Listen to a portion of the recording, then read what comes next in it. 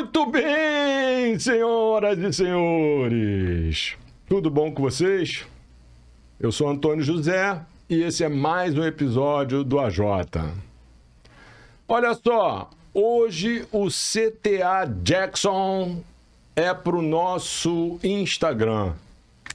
Você que está nos assistindo, vai lá no AJ Podcast Oficial e já segue lá a gente, porque a gente tem que crescer lá também, não basta só crescer aqui. Nós estamos caminhando para 40 mil inscritos, eu conto com vocês, agradeço aos já inscritos. Os que ainda não estão inscritos, faça-o agora, deixa o like, se inscreve, faz comentário, melhora o nosso engajamento. Hoje aqui nós vamos receber a inteligência da mídia. Nada mais de que o cara é 30 anos lecionando na PUC sobre o tema. Presidente do Grupo de Mídia do Rio de Janeiro e dono da Mídia 1. Ladies and gentlemen, please welcome Antônio Jorge Alabi Pinheiro. Salva de palmas! Com essa apresentação. Aqui é nós, mano. Aqui a gente dá um gás logo de cara. E aí, tudo bem? Tudo em Como paz. é que você tá? Um prazer estar aqui contigo. Fazer parte dessa audiência que só cresce. Só cresce. Graças a Deus. Bom. Só cresce. Deixa eu te falar uma coisa. Antes de mais nada, eu quero te agradecer a tua generosidade de vir aqui dividir com a gente. Vocês são quem enriquece o conteúdo aqui, eu sou só um interlocutor. E eu queria te fazer uma pergunta, que é uma coisa que eu tenho percebido nos últimos anos, que é um aumento da relevância da mídia no contexto da indústria da publicidade, né? Dentro de uma agência, a mídia vem se incorporando e se empoderando de uma forma que eu queria a tua reflexão sobre isso. Ótima pergunta, meu amigo. Na verdade, eu sou meio fruto dessa evolução, né? A evolução começa lá atrás, nos anos 70. Eu ali ainda era estudante, não tinha entrado nem na faculdade, e quando a mídia deixa de ser uma área operacional, uma área que realmente executava o que era decidido pela área estratégica, pela área que comandava, na medida em que começam a ter ferramentas que ajudem a avaliar a recomendação de mídia, quer dizer, que meio vai ser veiculada a campanha, quais os veículos que vão ser utilizados. Quando passa de fato a ser uma área mais técnica, essa relevância vai aumentando. Então, quando eu entro de fato no mercado no início dos anos 80, isso já era, né, sinalizado como uma área técnica e uma área relevante. Só que naquele momento se limitava aos meios existentes, né? Rádio, televisão, cinema, outdoor, que não era nem OH ainda. Com suas precariedades. O outdoor. Que eu tenho uma particularidade que eu não tenho o menor problema de falar, porque eu adoro o OH, eu trabalho muito com OH, mas naquele momento, quando eu era entrevistado por uma agência, eu queria saber se tinha muita demanda de outdoor, que eu fugia, porque era muito esquisita a galera naquele momento. E aí a nossa amiga Terezinha foi uma das que ajudou a dar uma moral, vamos dizer, para o meio, o velho OH, e depois talvez seja um dos meios mais modernos e mais up-to-date que a gente tenha. Mas dentro daquele contexto, a mídia já se colocava como uma área técnica, sempre procurando trabalhar com dados, com ferramentas, entendendo o comportamento das pessoas. Só que com o avanço tecnológico, o digital e tal, isso se tornou crucial. Quer dizer, o profissional de mídia é aquele cara que tem que estar up-to-date, não só com relação aos veículos e aos meios, mas principalmente ao comportamento das pessoas. E aí é a área que eu sou apaixonado, e cada vez mais eu estou ligado nisso. E esse crescimento da questão de dados, de mensuração de audiência, de métricas, isso você leciona lá na PUC, a gente comentou aqui antes do início da gravação, que você deu aula, inclusive, para minha filha, né, a Raquel. E, tua aula, tira aquela aula, joga fora e agora tem uma aula nova, né? Na verdade, isso daí todo dia. Todo dia uma aula e não nova. é de agora, é de muito tempo. Eu digo que o prazer de dar aula é porque eu acabo compartilhando o que eu fiz no dia anterior, porque é isso, não é uma coisa do ano passado, né? Há uma referência. Pô, que interessante. Tem uma referência histórica, né? Como eu, aqui mesmo na nossa conversa, eu fui nos anos 70, então é importante entender de onde a gente vem. Mas o fato é dia a dia, quer dizer, é o que está acontecendo ontem que a gente está discutindo agora, é o que está acontecendo agora que a gente abre, acessa para poder ler e ver o que está acontecendo. Isso é muito interessante. Aí tem 2 pontos que eu acho que acabam dando relevância para o curso em si, para os cursos em si, mas para você cada vez mais estar estudando. O foco, e eu repito sempre isso nas aulas, é pensar e entender de gente. O nosso negócio requer pensamento constante. Não dá para... Não, é pensar. Vai para o canto, igual a gente faz com criança, vai para o canto pensar e ver o que você...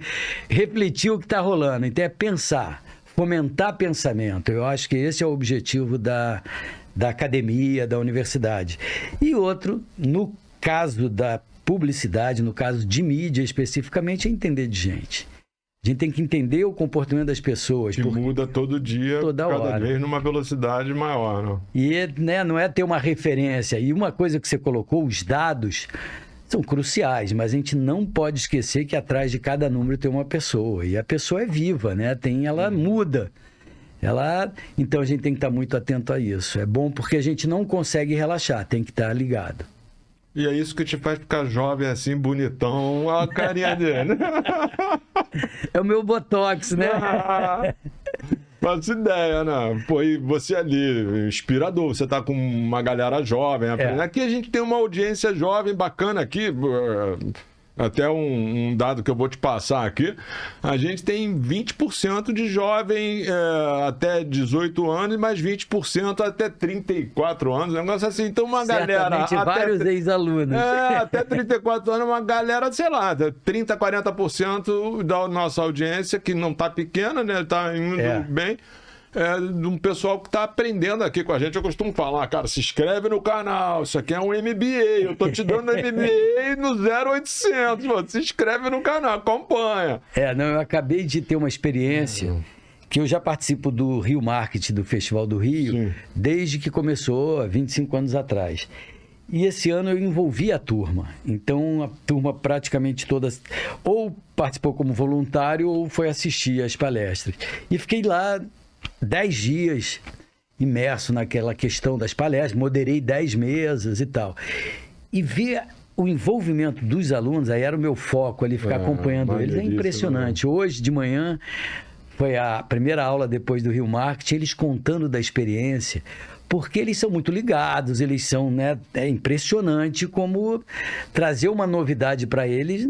Eu acho que é pretensão da nossa parte, é digerir a novidade, é fazer reflexões com outras questões, porque novidade eles é que trazem para a gente. Mas a experiência prática que eles tiveram nessa história com o Rio Marketing é impressionante. Você vê o olho brilhando de fazer, né? De estar com a galera do audiovisual, tinha algumas mesas de mercado com publicidade e tal, e eles ali vivendo isso foi muito legal. Pô, isso, cara, eu gostaria muito de que você me encaminhasse. A gente conversou um pouquinho antes, né, sobre os conteúdos, né? Você escreveu um livro. Exato. Junto com Raul Santelena. Raul Santelena, né? Que o nome do livro é Muito Além do Merchan. Que, na verdade, nem eu nem ele gostamos desse nome. Porque, na verdade, o nome que a gente queria era Pare de me interromper e me entretenha. Aí a editora falou... que nome bom, cara. A editora falou, não, ninguém vai entender, ninguém vai saber, vamos colocar Muito Além do Merchan. E o tempo todo a gente combate esse nome Merchan, que ele é usado erradamente. Merchan é a propaganda no ponto de venda, não no conteúdo. Né? Então, no conteúdo... E o Merchan ficou denominado nos programas lá, o cara, você quer fazer anúncio. Que, na verdade, programa. O nome correto seria Product Placement, que aí é confuso. Não, então é presença de marca. Na novela, no filme. Exatamente. É presença de marca no conteúdo, abrasileirando. Isso. Então, aqui, a presença de marca aqui no meu conteúdo. Eu tô vendo aqui, tem várias marcas. aqui. do conteúdo. E é uma coisa interessante, e o Raul, eu tenho eterna gratidão a ele, porque quando ele me convidou para escrever o livro com ele, ele falou, olha, eu estou escrevendo um livro. Aí eu falei, vírgula. Não, eu falei, eu interrompi ele com esse meu jeito falante, falei, eu também, vírgula. Quem sabe um dia vou parar e vou colocar no papel toda a minha experiência com cinema, entretenimento, vírgula. Ou seja, se não fosse ele, eu acho que eu nunca tinha feito. Então ali a gente se reuniu durante um ano. Vendeu bem o livro? Vendeu e continua vendendo, porque ele é referência. Tem 11 anos que ele foi lançado, a gente achava que ele ia ter... né, uma vida ali útil de 10 anos, de 5 anos. Eu li uma parte dele.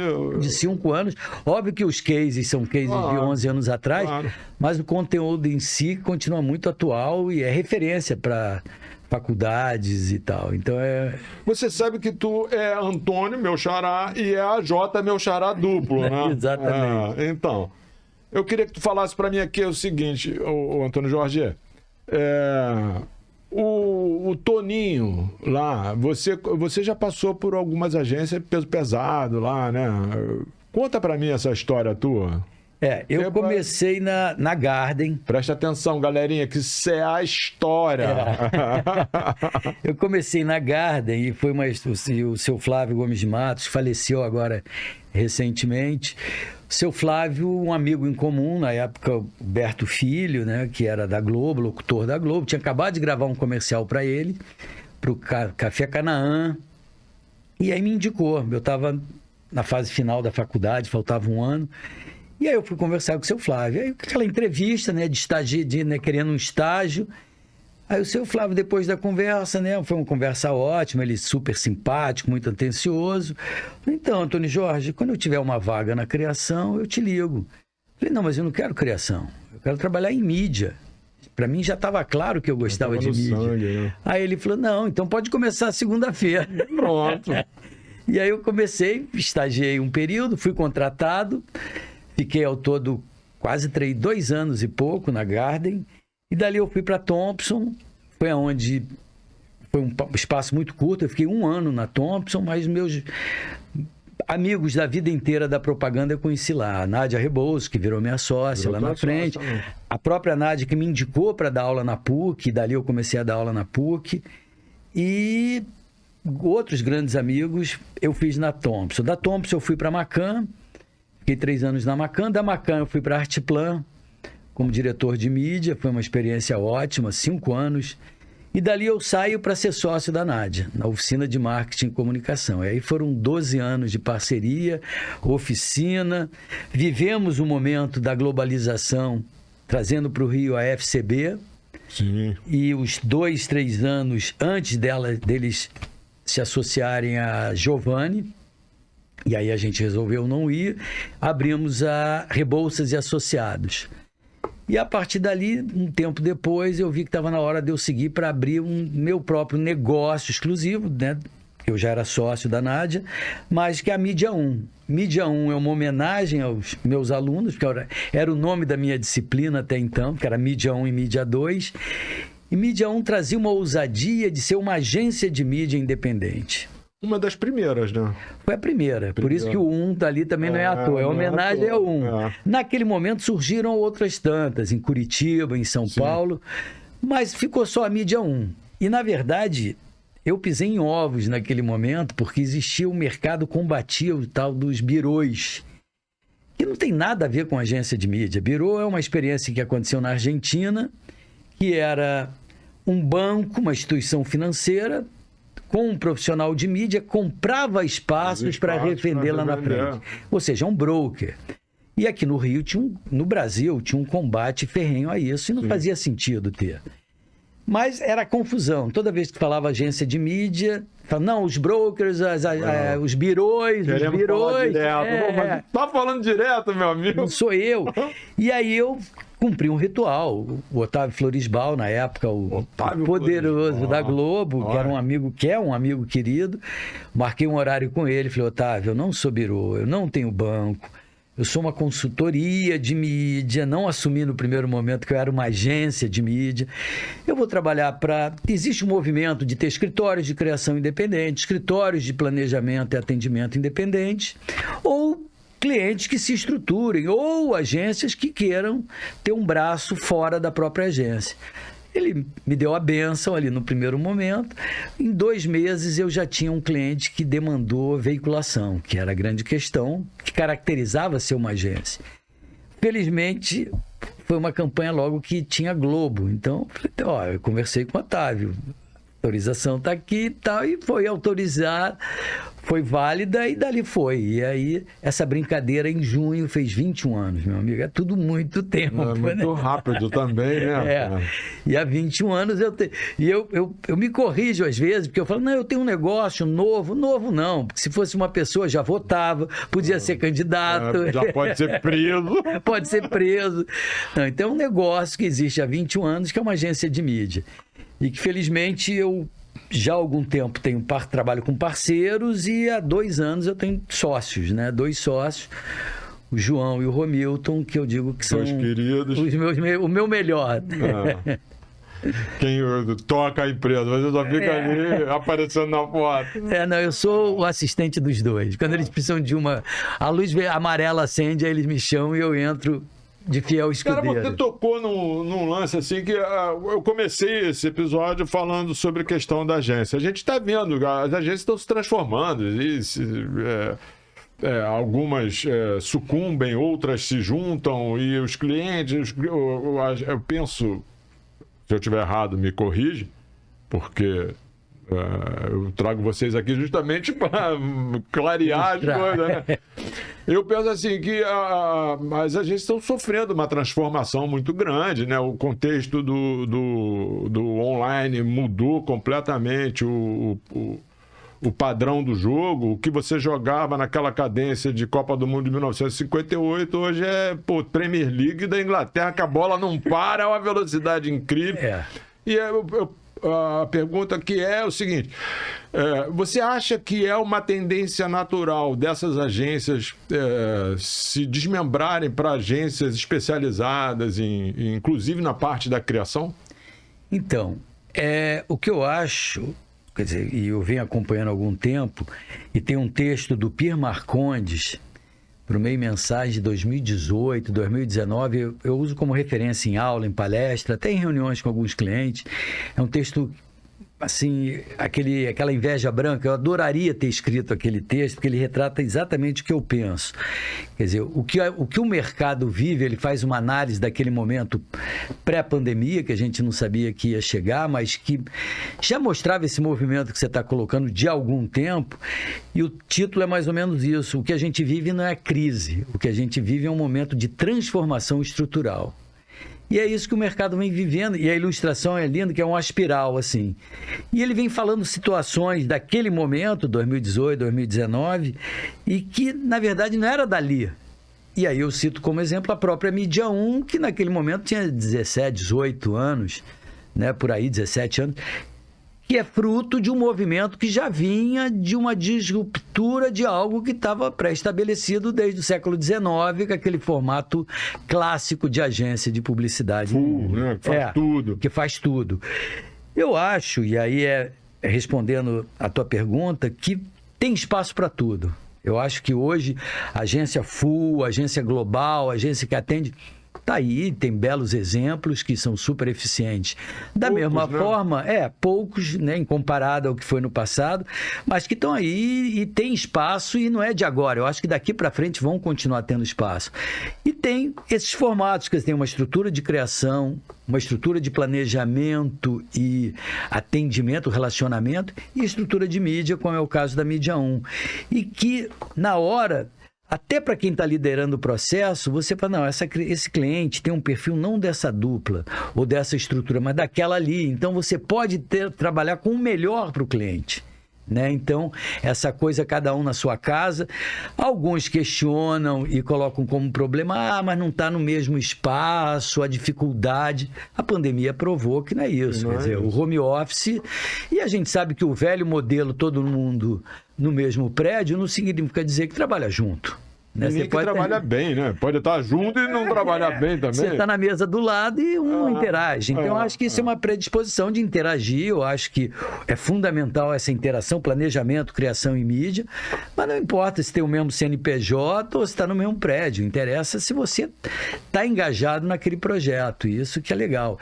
Então, eu acho que o próprio SEMP, que eu acho importante você ter entidades fortes que representem o mercado, então o SEMP tem a sua importância, ele mudou a própria nomenclatura, que era normas padrão. E hoje eles tiraram essa normas e é uma coisa mais flexível, ou seja, tem que ter alguém que fale em nome do mercado. Mas não tem que ter norma, não tem que ter regra, tem que ter um básico da regra, tem que ter mas alguém que fale em nome desse mercado, que cada vez mais é necessário. Quer dizer, independente de como está estruturado, independente de como independente de como seja a operação, a comunicação consistente, você ter pessoas que se prepararam para planejar, criar e selecionar meios para a veiculação dessas campanhas, é cada vez mais importante. Quer dizer, não dá para... Né, e tem muitos casos, né? O digital é muito fácil, então vamos montar uma agência, vamos... Chega uma hora que, ok, é ótimo ter a velocidade dessa molecada, ter a expertise que eles já nasceram nato, né? Aquilo ali já veio, não precisa de chip igual a gente, eles já nasceram com aquele diferencial, mas o importante é trabalhar com alguém que tem um pouco mais de consistência. Então, eu tenho vários parceiros na Mídia 1 que são escritórios desses high-tech, que eu uso o melhor deles, mas dentro de uma estratégia macro, que aí tem que ter mais base mesmo. Não adianta... Porque é fácil você se posicionar contra essas mudanças e esses movimentos. Eu acho que a gente tem que acompanhar, ver o que tem de melhor, que sempre tem coisa boa, e tentar se adaptar a essa realidade que é inevitável. E eu penso até que você tem empresas mais enxutas, né? Com, sei lá, a Mídia 1. A Mídia 1... São 3 sócios e a área financeira. E aí vai fazer o trabalho de um departamento de que tamanho numa agência grande? Entendeu? Você enxutinho ali, trabalhando, vou fazer uma analogia assim, igual convidar aqui as pessoas, a velha política do botequim, né? No final do dia abre o caixa, vê quanto é que ficou de dinheiro no fim do dia. Isso. A Mídia 1... abre a gaveta todo dia e vê o que ficou no fundo da gaveta de dinheiro. Uma agência gigante talvez não tenha essa sensibilidade muito e acaba ficando mais lenta para fazer a curva.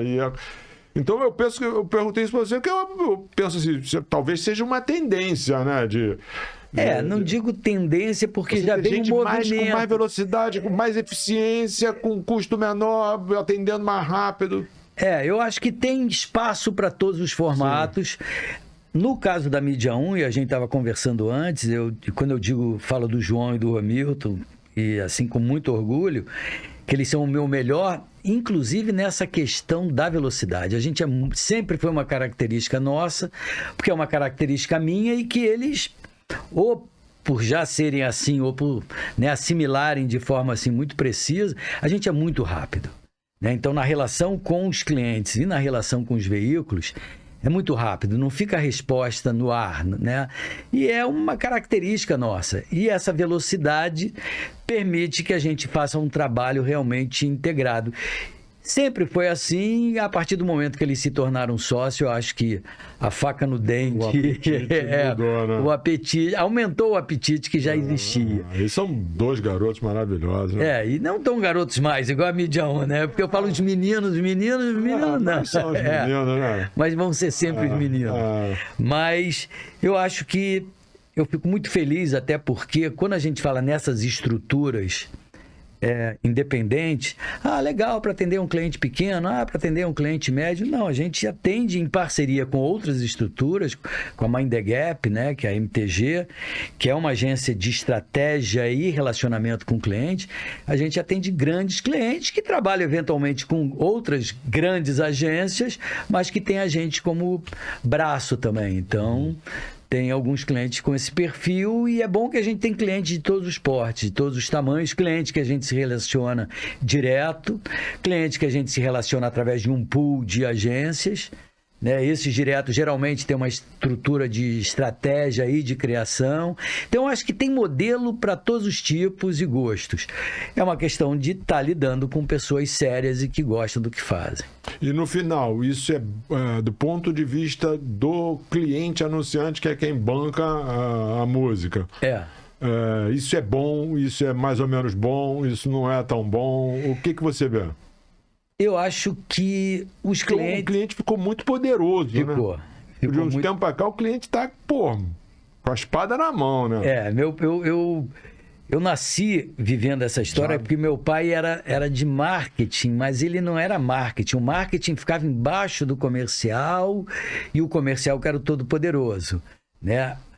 O marketing se tornou cada vez mais independente, cada vez mais forte, cada vez mais, né, colocando parceiros na roda, e a agência meio que teve que correr atrás para não perder o rumo.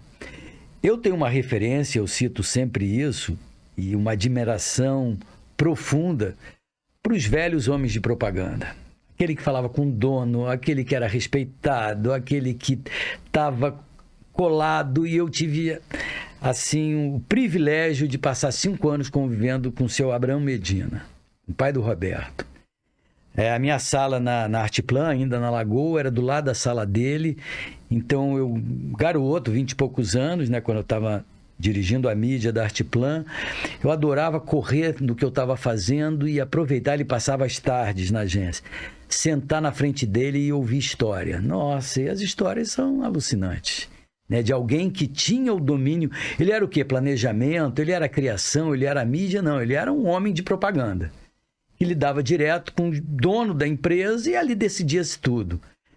Com a departamentalização, aquele monte de departamento, hierarquização, um monte de gente, é lógico que o trabalho é outro, é óbvio que precisa de mais gente, precisa de uma estrutura, mas ficou tudo muito segmentado, né? E perdeu essa linha direta.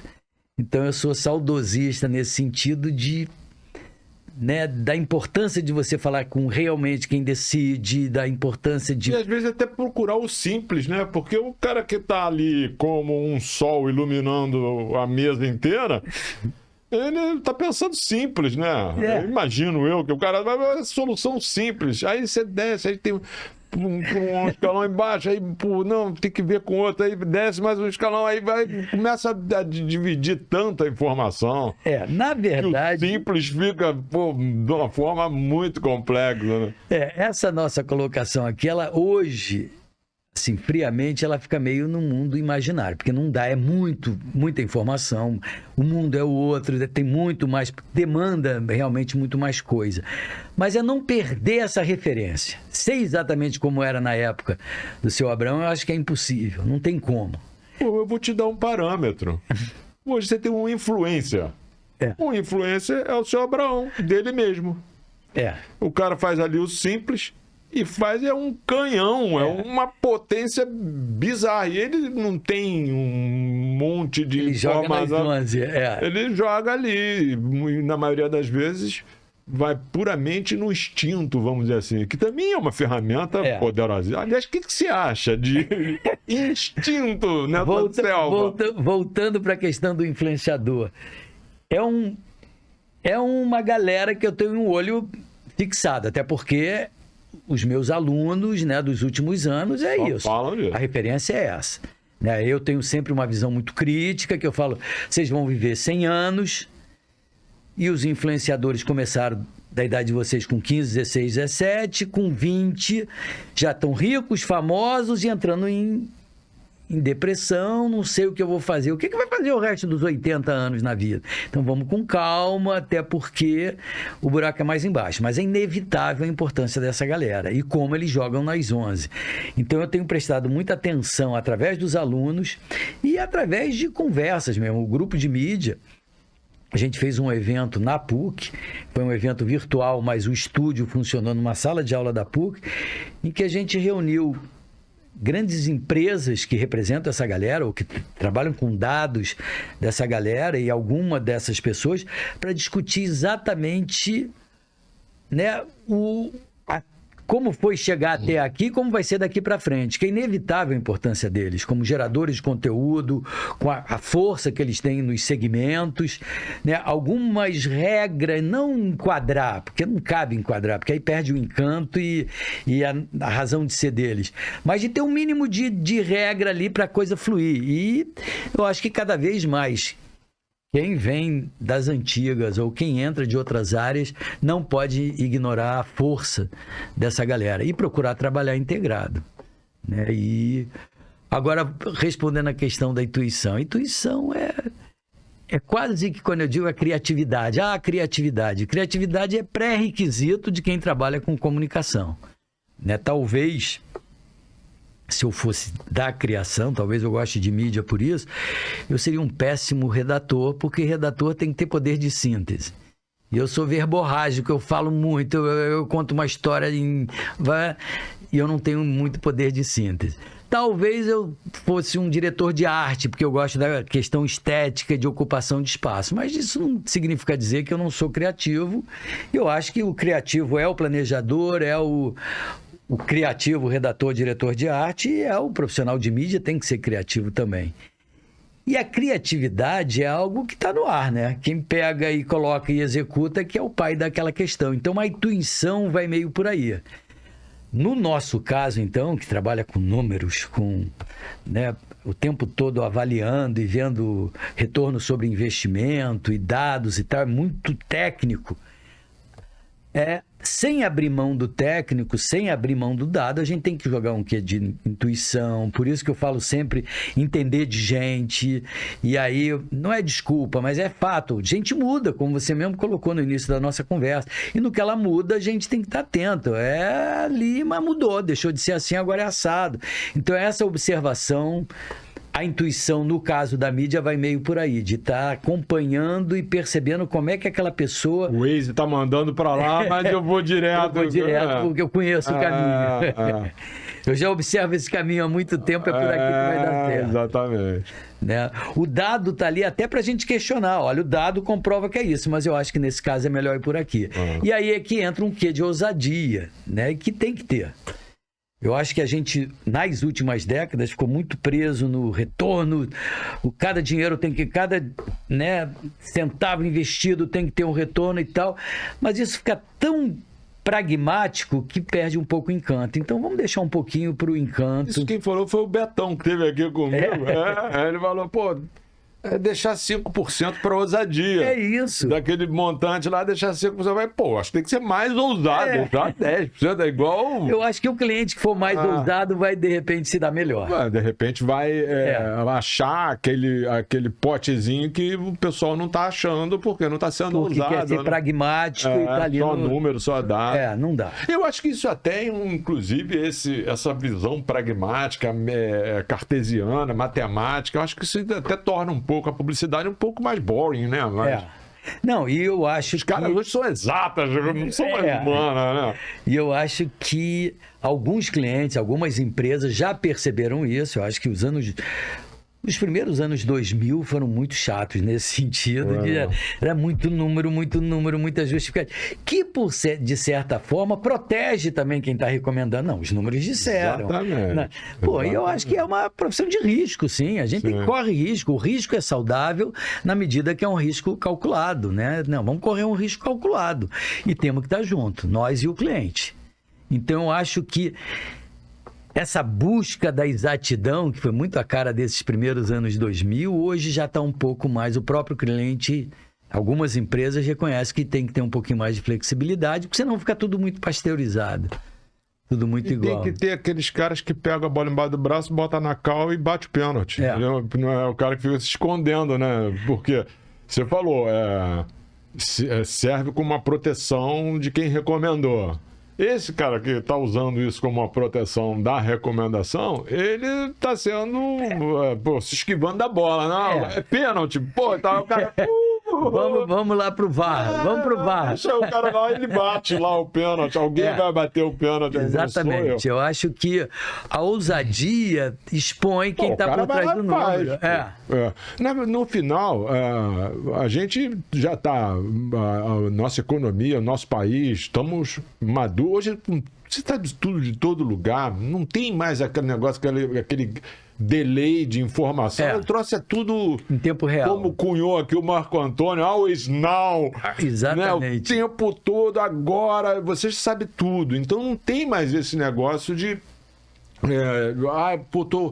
vai lá e faz, cara. Vai lá e faz. E aí, se deu errado, o cara tá olhando na tua cara, tá falando assim, pô, o cara errou, mas ele bateu o pênalti, foi lá para acertar. Ele se arriscou, né? Ele vai calibrar, né? O erro também tem esse negócio, né? Calibra, aí você ajusta. Hoje o Always Now faz exatamente isso, né? Você fica procurando o que está dando certo. Não, monitorando a cada momento, e tem a possibilidade de ousar e não, vamos por aqui. Eu acho que isso acaba refletindo na própria qualidade da propaganda, né? Porque aí fica tudo muito sem erro.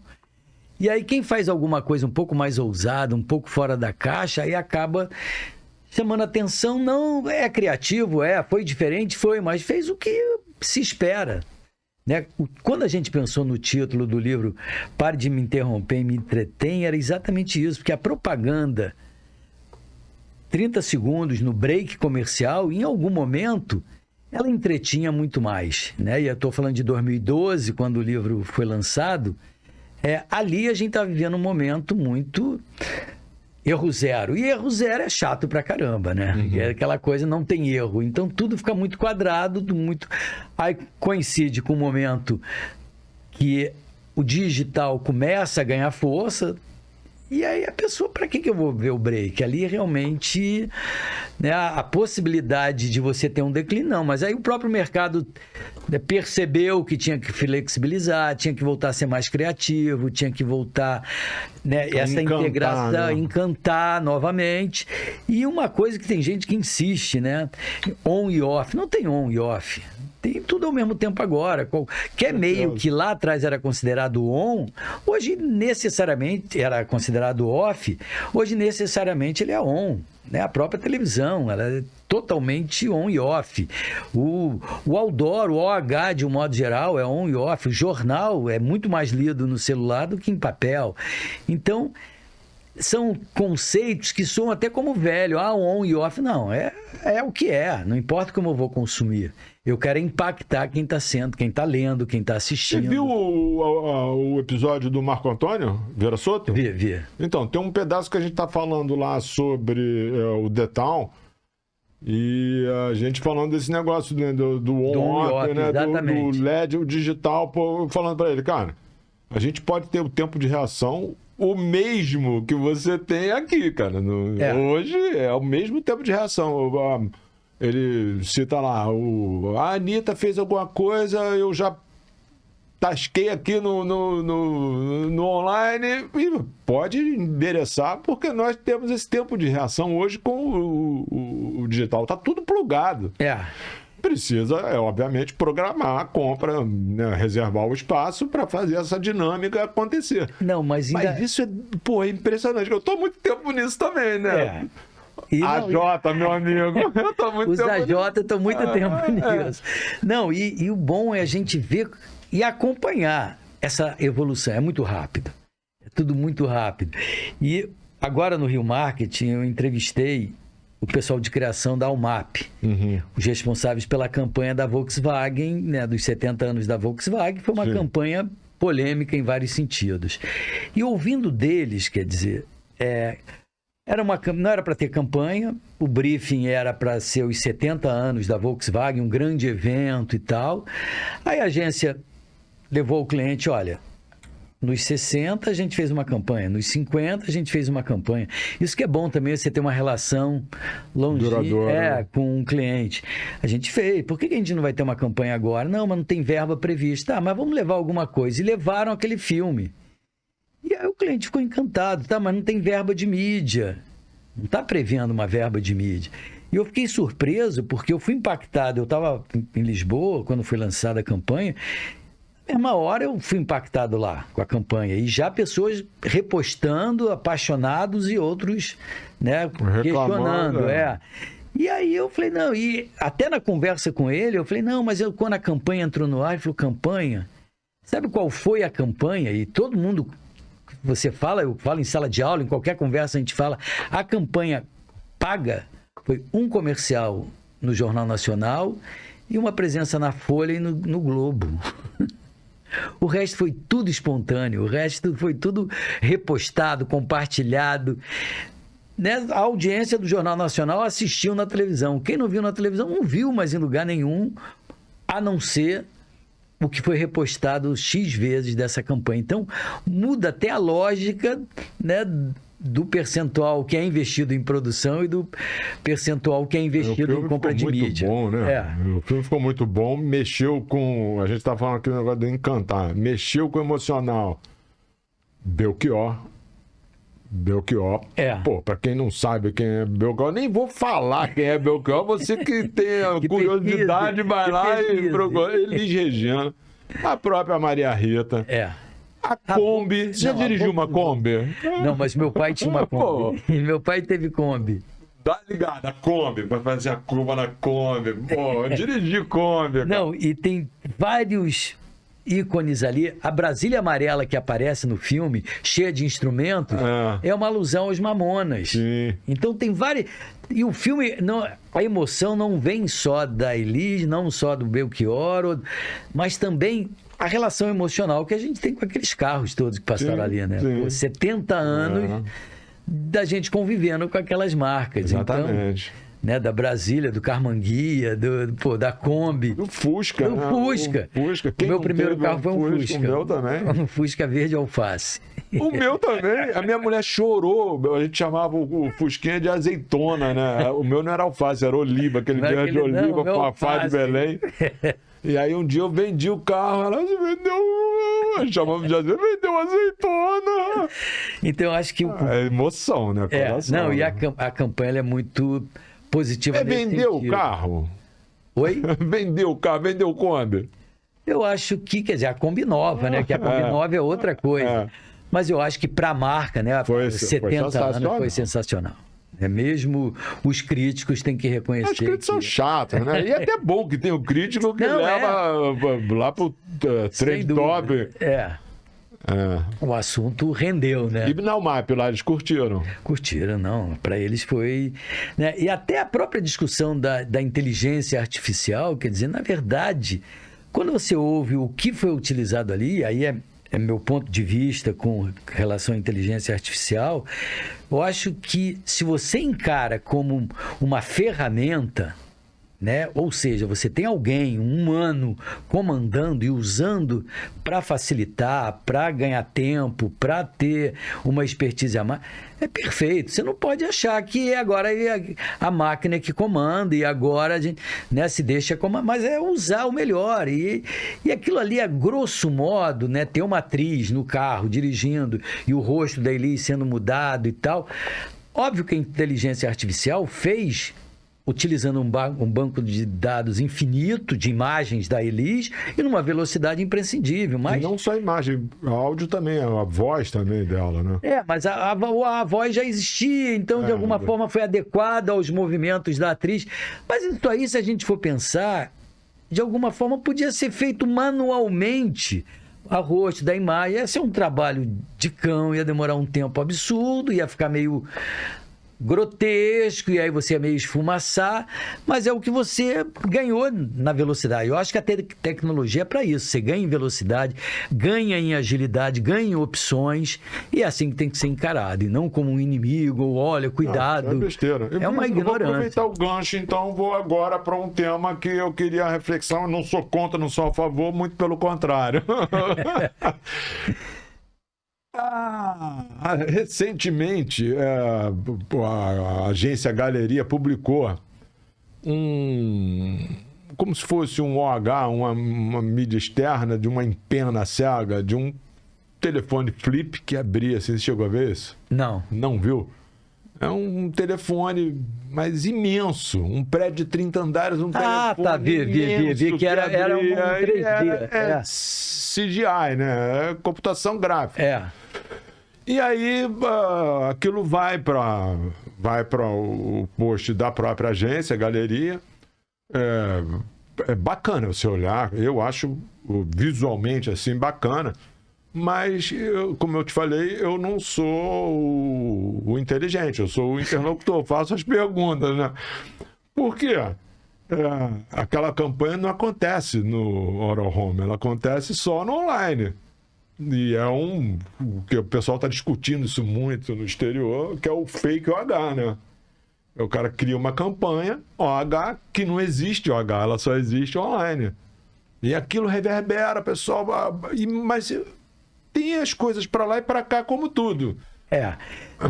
Na verdade, quer dizer, eu não sei de detalhes, eu vi a peça, mas eu não acompanhei, não sei, apesar de botar ter... aqui na tela, Lucas, esse post da galeria? Mas, eu só vi, eu não acompanhei a polêmica, nem o por trás da estratégia da galeria. Que, não, mas estão fazendo isso, a Maybelline fez do Rimmel, o outro fez do Keep Walking. Então, mas... estão usando isso como se fosse um OH de verdade, acontecendo lá de verdade, uma peça feita por um produtor. Então, mas hoje não existe. é possível fazer essas peças no OH, porque já tem alguns espaços, inclusive no Brasil, fora já tem com certeza, e no Brasil do 3D, do OH 3D, que você tem essa imagem em movimento. Então, pode ser feito no OH, quer dizer, uma coisa que ganha... Mas, Jota, tu não tá entendendo? Imagina um prédio de 30 andares, um telefone fazer assim.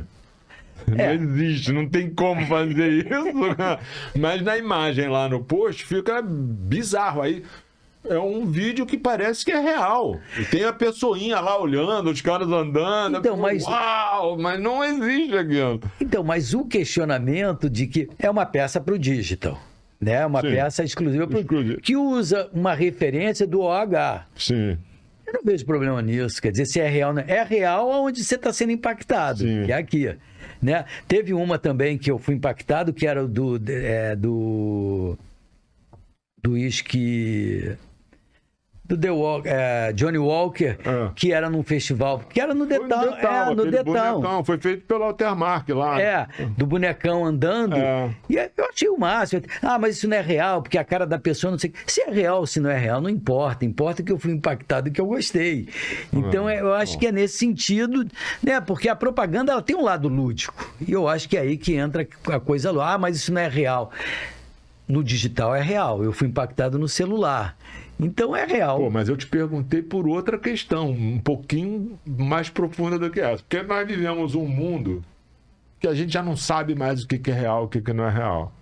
Então, a gente, assim, tudo que você é impactado, a tua primeira reação é tentar verificar a autenticidade daquilo. E aí, de novo, não estou achando bom nem ruim. Muito pelo contrário, estou querendo criar reflexões sobre isso, criar relações sobre isso, para a gente chegar em algum lugar. As pessoas procuram as coisas verdadeiras, as coisas que estão acontecendo de verdade, porque tem muita coisa que não está acontecendo de verdade. Isso vai para um caminho muito bom, porque eles poderiam ter feito isso, não naquela dimensão, né, de um prédio de 30 andares, um flat fazer assim com 30 andares, 40 metros, impossível executar. Mas num tamanho, a proporção mais razoável, ele poderia ter feito isso e as pessoas de verdade estariam vendo aquilo acontecer. E aí, autenticidade, verdade. Tá, então aí volta para o início da nossa conversa, pare de me interromper e me entretenha. Quando eu tiro da questão lógica, real e tal, quer dizer... Óbvio que quando eu estou falando dessas campanhas, eu não estou entrando no método da fake news, da coisa falsa, não. Porque ali ela está criando um momento lúdico. Quando eu vi aquele boneco andando, eu achei o máximo e compartilhei com algumas pessoas. Algumas pessoas mais céticas falaram, mas isso não é real. Isso não aconteceu. Eu falei, não aconteceu aqui, na minha imaginação, aconteceu de eu ver o cara andando, achei o máximo e tal. Agora, se é real, eu não sei. Então, eu acho que se eu estou passando um atributo do produto, não pode ser um atributo falso, né? Aí seria fake.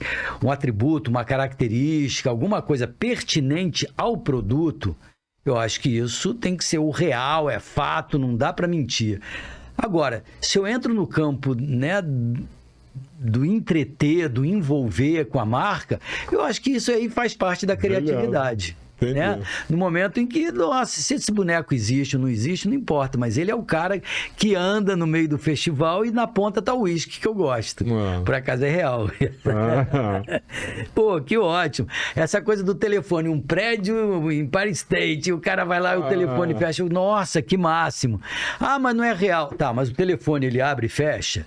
O telefone tem uma qualidade boa, telefone... Não, isso é. Mas a comunicação partiu pro lúdico. Né? Então, a mim, eu não vejo nenhum problema, não. Essa questão de, não é... Pô, não pode é mentira, não pode um fake. Divide a água, cara, porque tem um monte de gente que fala, uau! Tem. Pô, que maneiro que vocês fizeram. Aí vem um monte de gente do outro lado, fala, pô, mas não fizeram nada, isso é um fake. E aí começa esse negócio pra marca, não é pra agência, não é pra mim, não é pra tu, é pra marca. Isso pra é bom? Marca, eu acho que... Mais ou menos, não sei também. Não, pra marca, eu acho que foi aquilo que você falou, tá todo mundo falando da marca, tá, como no caso da Volkswagen, todo mundo, não pode dizer que foi ruim, foi, sim. Tem um burburinho imenso sobre aquilo. Então, eu acho que fake é mentira, é notícia falsa, é característica falsa, é característica não verdadeira sobre... É isso aí, ó. Consegue dar o play aí, Lucas? Olha lá. Eu tinha visto. Pô, aí aparece o Pão de Açúcar ali. Tá, o produto tem todas essas características. Então, o produto... Ficou lindão, vou desenhar, não sei o quê, o produto... Mas, pô, cara... Eu também amei. Não existe, né, cara? Não existe, mas o telefone existe, o telefone faz esse movimento, o telefone tem essas características. Então, o produto não é mentiroso. A comunicação entretém, ela cria um fato... Pô, mas eu convido, galeria, liga pro meu amigo aqui, a gente vai fazer isso de verdade, cara. Pô, a gente faz isso aí grandão, mas não nessa proporção. Você vê aí, tem 10 andares, isso aí são 30 metros dessa aba subindo. Eu acho ótimo. E mando um abraço pros meus amigos da galeria, que eu tô fã de carteirinha dele. Eu também. Mas isso repercute pra caramba. Repercute. Não, e tem os prós e contras. O pessoal das associações Pô, você falou da importância das associações. É uma discussão isso está acontecendo agora. Lá os caras discutindo isso na Austrália, na Inglaterra, o tempo todo, isso aí. É legal pra caramba. Alguém começou isso em algum momento. Não sei se você lembra do tênis Adidas passando no aquaduto ali da Lapa. É o mesmo processo, é uma ideia, um negócio. Então, o tênis é real. As características do tênis ali não tem nada que ele na loja não seja igual. Aí é uma questão da criatividade, né? Ou de voar, ou de... Né? Obrigado, Lucas. Valeu. Quando eu era do CONAR, eu fui 2 mandatos do CONAR, chegou um caso que foi extremamente polêmico, porque envolvia uma questão muito delicada, que é a questão e que algumas pessoas reclamaram de um filme da Lacoste, era um filme produzido na França, que foi veiculado em canal fechado aqui, que era um casal num café, e é num movimento de paquera, de conquista, e corta a cena, uma música muito forte, um cara correndo no terraço. Um terraço grande de um prédio, tipo um atleta corredor correndo e o casal ali na conquista, e a imagem ia trocando uma para outra, e o casal ali, na hora que dá o match lá, que o casal, eles seguram a mão do outro, põem o rosto para dar um beijo, eles flutuam. O casal não flutua. E o cara que está correndo, ele vem e ele se joga e sai voando. Várias pessoas disseram que reclamaram junto ao CONAR que aquilo ali era um incentivo. E aí o CONAR tem que, né? Recebeu a reclamação, tem que analisar. E caiu para mim. E eu era o conselheiro que tinha que analisar. Então eu analisei pesquisas sobre isso. No Brasil tinha acabado de ser um relatório nos Estados Unidos sobre isso. Foi no final do ano, e o final do ano é a época que tem maior incidência. Eu sabia. E várias coisas eu passei, né, dos transportes públicos, metrô, trem, que tem um acordo tácito com a imprensa de não divulgar. Então tem uma série de questões que são exatamente para proteger e resguardar pessoas que tendem a algo que é extremamente sério. E a conclusão que a gente chegou é que o filme era super lúdico, ele não estava incentivando nada, quer dizer, era uma preocupação de que as pessoas estão sempre muito... E como foi um filme produzido fora, a Lacoste levou para o CONAR na França, né, o órgão semelhante ao CONAR, antes de ir ao ar, exatamente para ter o aval deles, que não, mas de qualquer outra alusão. Era um filme lúdico.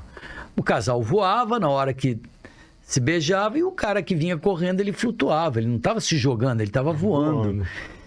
Então, a conclusão que a gente chegou é que não precisava sair do ar. Né? E a defesa foi muito clara com dados e tal, porque tem sempre a defesa.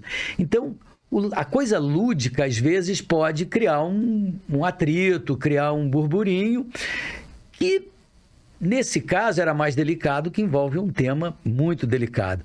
Mas nesses casos daí, do tênis, eu acho ótimo. Eu adoraria estar envolvido na campanha. Estão falando? É isso mesmo. Põe lenha na fogueira. Executado.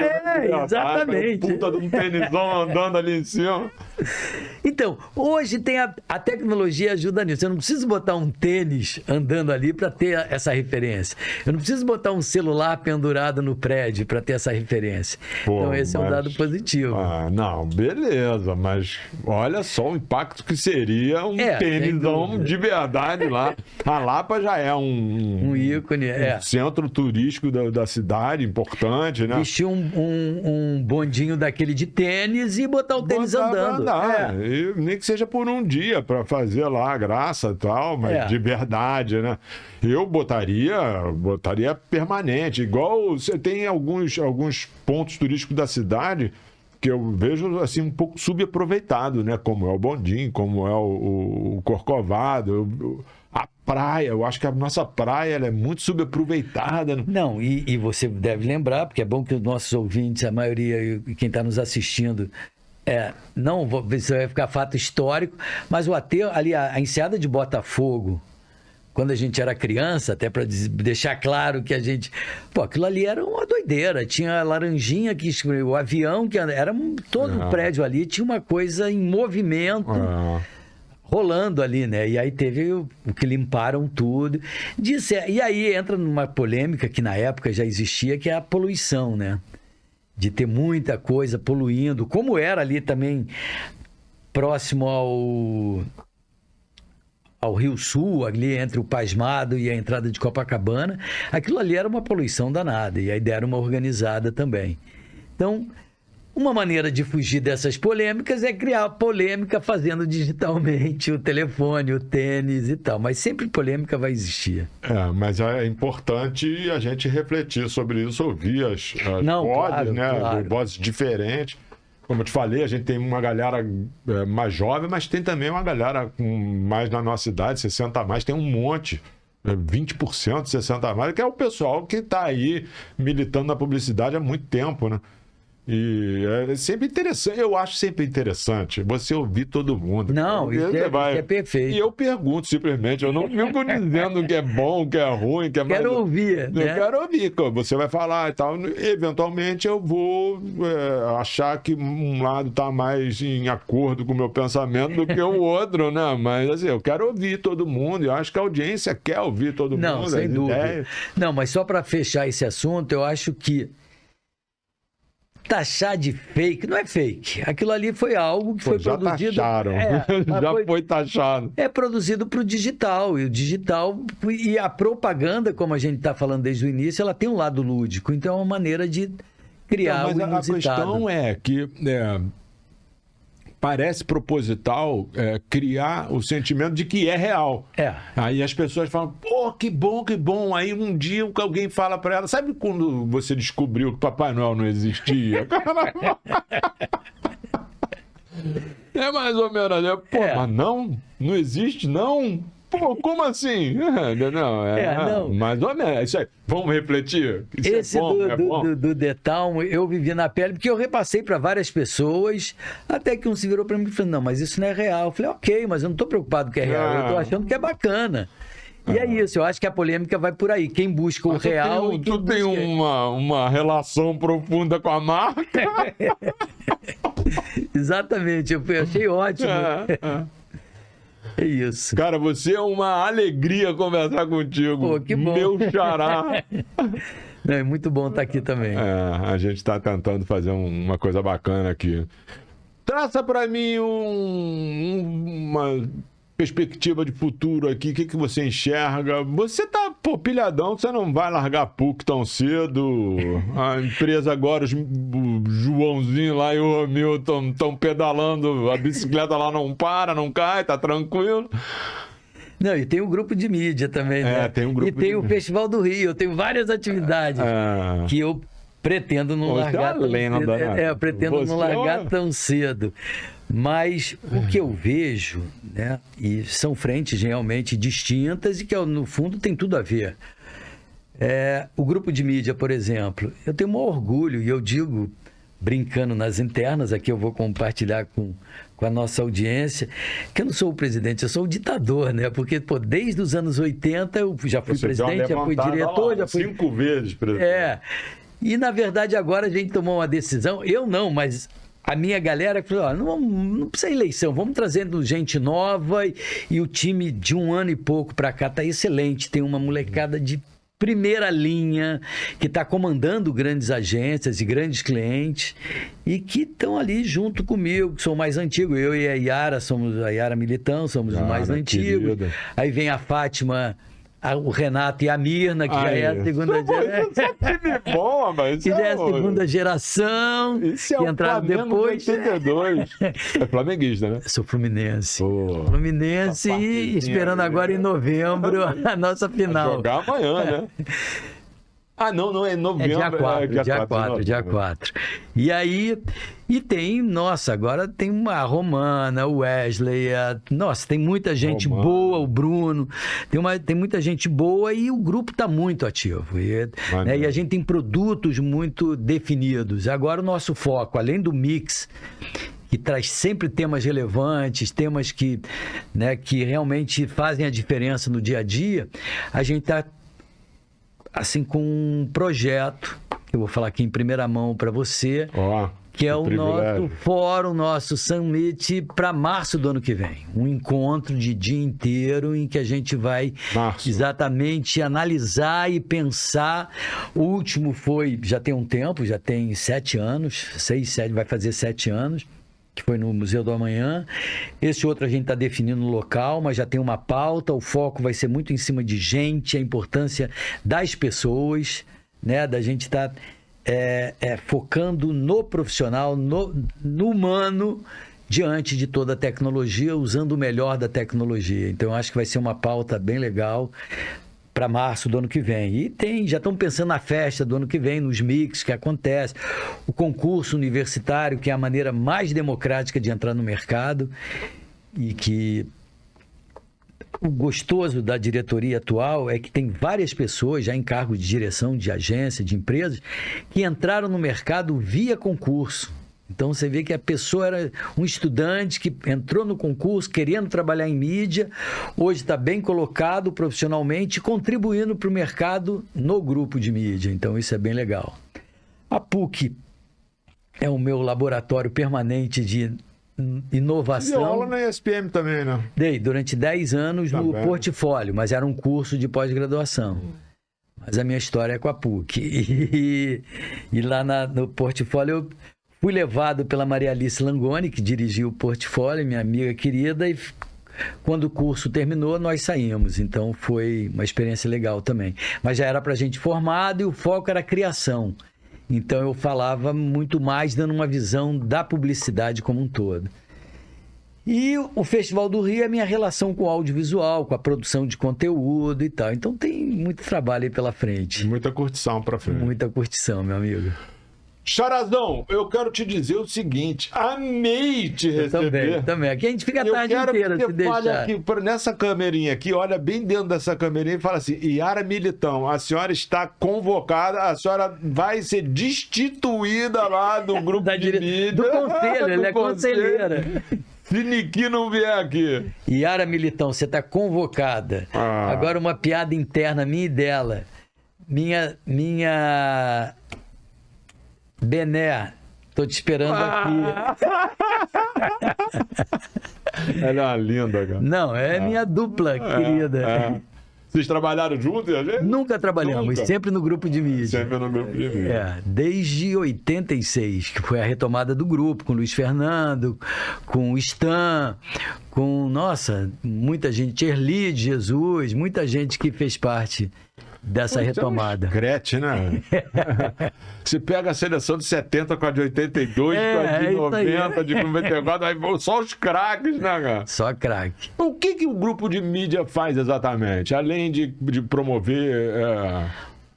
A maior finalidade é valorizar o profissional de mídia e, além de valorizar, que valorizar tudo bem, mas é trazer um diferencial para o profissional de mídia, trazendo temas, cursos, palestras, o próprio concurso, para que o profissional de mídia possa estar sendo reciclado o tempo todo e falando em nome dos profissionais de mídia junto a questões mais polêmicas que venham a surgir, se posicionando quando o assunto envolve mídia, junto a veículos, institutos de pesquisa e tal.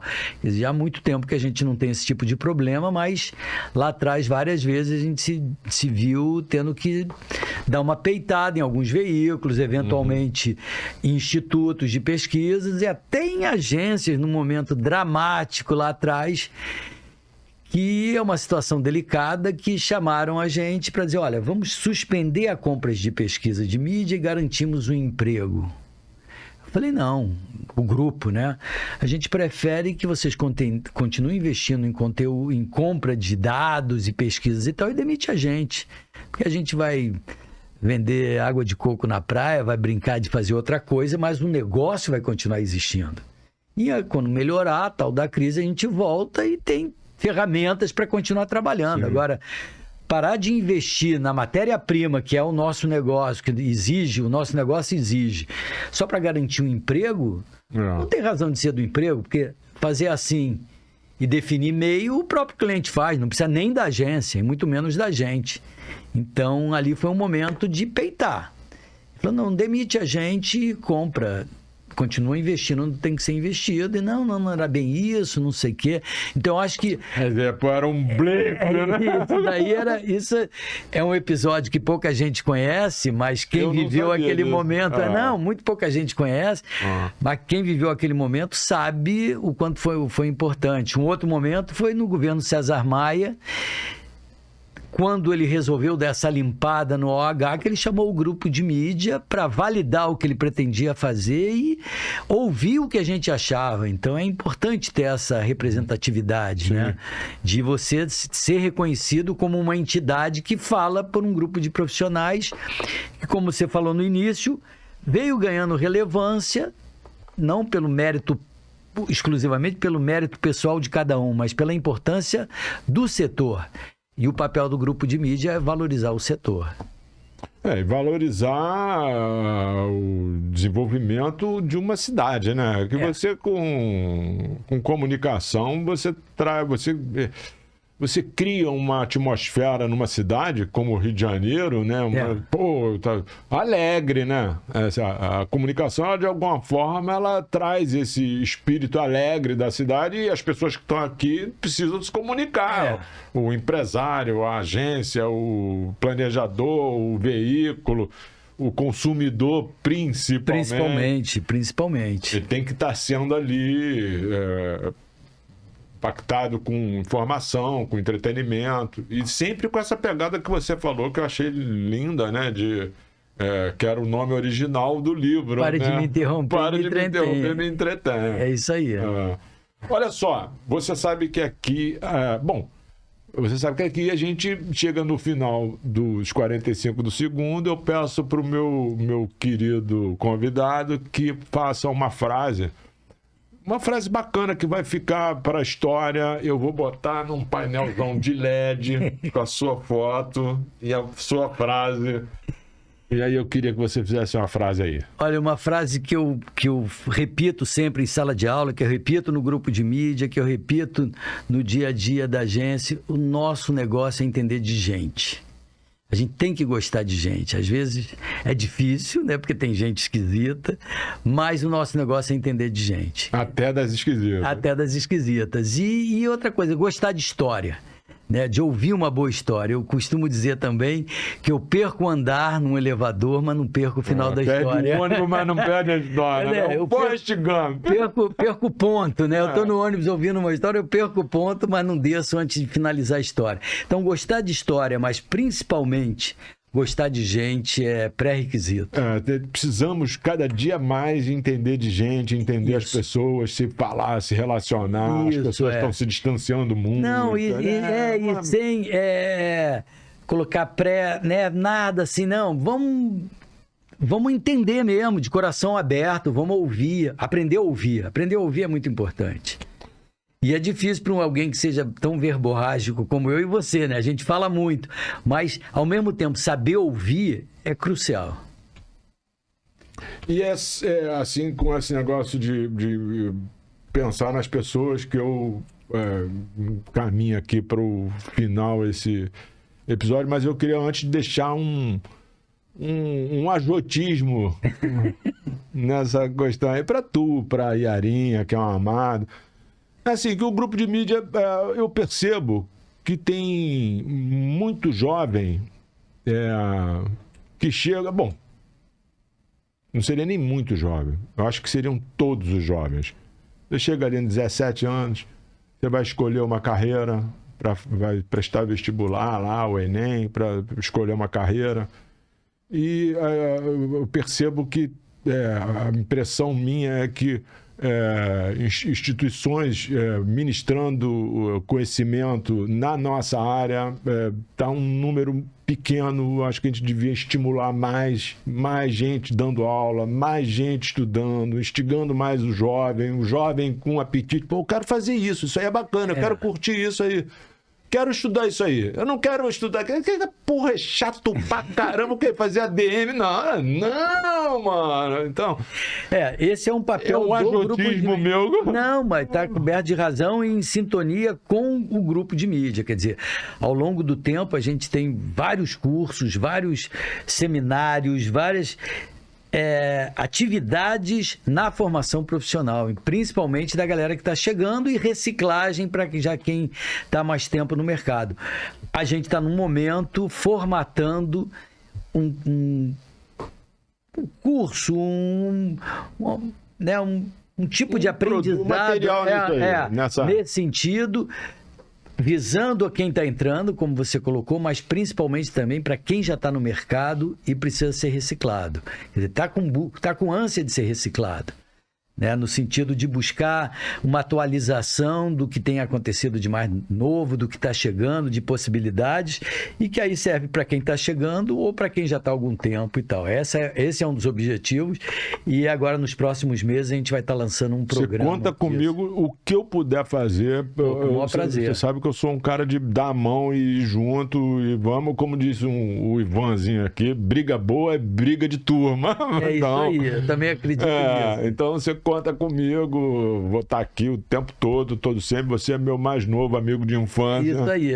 Tá bom? Valeu, muito obrigado aí, foi ótimo estar aqui com você. Se você curtiu esse papo delicioso com o meu xará de nome, xará de AJ, ele é meu xará de tudo, inclusive de ideias, você, por favor, já compartilha com teus amigos. Hoje, quando tu chegar na facu e for tomar aquela breja lá, matar aquela aula, que eu tô ligado que tu vai matar aquela aula, aquela ultimazinha lá, você já comenta com teus brothers lá, com teus amigos, que então, a gente aqui no Rio tá fazendo esse trabalho. Eu peço a vocês que sigam a gente lá no Instagram, é o AJ Podcast Oficial. E eu encerro aqui com muita alegria esse episódio. Senhoras e senhores, Antônio Jorge Alabi Pinheiro. Obrigado, Salva de palma! Palma para nossa audiência. Pô, muito bom. Curtiu, meu amigo? Se deixasse, a gente ia até às 5 da tarde, né? Bota uma garrafa aqui, então, aí não para nunca mais. A gente não ia embora. Pô, muito legal. Curtiu. Pô, e os alunos, hoje de manhã eu falei que eu tinha que mandar um e-mail para eles, ó, só no final da tarde, porque agora eu tô indo. Quando é? Eu falei, vou passar tudo, vocês vão ter que ir. Lá, dá uma molecada lá. Luquinha, o que você achou? O Luquinha é meu termômetro. Foi show. O Luquinha, quando fala que foi show... Luquinha, o papo aqui, você falou, esses caras não vão parar de falar não, né?